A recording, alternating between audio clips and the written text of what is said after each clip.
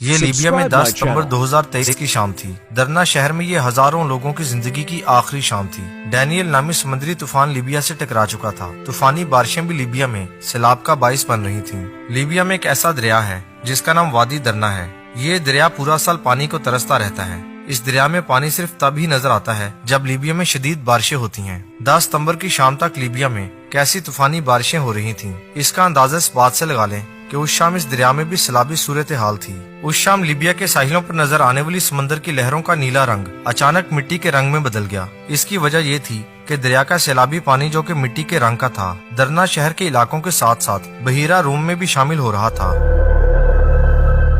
रात दरना शहर पर उतर आई। दरना के लोगों ने एक अजीब और भयानक आवाज सुनी। ये उनके लिए क्यामत की आवाज थी। ये उनका दुनिया से वक्त पूरा हो जाने की आवाज थी, यानी ये उनके लिए मौत की आवाज थी। एक शख्स जो कि उस रात दरना शहर में ही मौजूद था, उसका नाम अहमद था।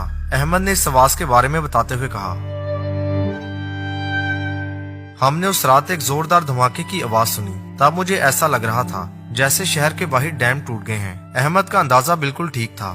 दरना शहर के जुनूब में मौजूद दोनों डैम टूट गए। पानी सुनामी की लहरों की तरह दरना शहर की गलियों में दाखिल हो गया। उस रात जो लोग उन गलियों में मौजूद थे, पानी उन्हें अपने साथ बहाकर समंदर में ले गया। जो लोग घरों में मौजूद थे वो अपनी जान बचाने के लिए अपने घर की छत की तरफ दौड़े, लेकिन पानी का जोर इस कदर शदीद था कि घरों की छतों पर खड़े लोग अपने घरों समेत पानी में डूब गए। पानी ने दरना शहर की 25% इमारतें मिटा डाली। उन इमारतों में मौजूद हजारों लोग मारे गए, लेकिन लीबिया की एक 23 साल लड़की ऐसी भी थी जो लीबिया में उस रात जिंदा बच गई थी। उस लड़की का नाम आमना अल अमीन है। उसने अपनी आंखों से सैलाब में बहते हुए लोगों को समंदर की तरफ जाते हुए देखा था। 10 सितंबर की रात तक दरना शहर में समंदर के किनारे कई मंजिला ऊंची एक ऐसी इमारत थी जिसका नाम बीच टावर्स था और आमना उसी इमारत में रहा करती थी। आमना ने उस रात जो देखा उसने उस तबाही को याद करते हुए बताया,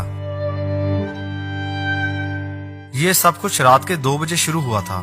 बाहर गली में पानी बढ़ता जा रहा था। हमें अपनी जान बचाने के लिए पहली से तीसरी मंजिल की तरफ जाना पड़ा, लेकिन हम वहाँ पर भी महफूज नहीं थे। पानी वहाँ पर भी पहुँच गया था। तब मुझे ऐसा लग रहा था जैसे हम किसी डूबते हुए बहरी जहाज में मौजूद हैं और हमारे आसपास सिर्फ समंदर ही समंदर है। हम सब चीखते हुए 7वीं मंजिल पर पहुँचे और वहाँ से हम छत पर चले गए। मैंने वहाँ से जो देखा सबसे खौफनाक वही मंजर था। मैंने 3 मंजिला छत की इमारत पर बहुत से लोगों को देखा। उनमें वो फैमिली भी थी जो कई सालों से हमारे हमसाये थे। वो मदद के लिए पुकार रहे थे, लेकिन उसी दौरान उनकी इमारत गिर गई और वो सब पानी में डूब गए।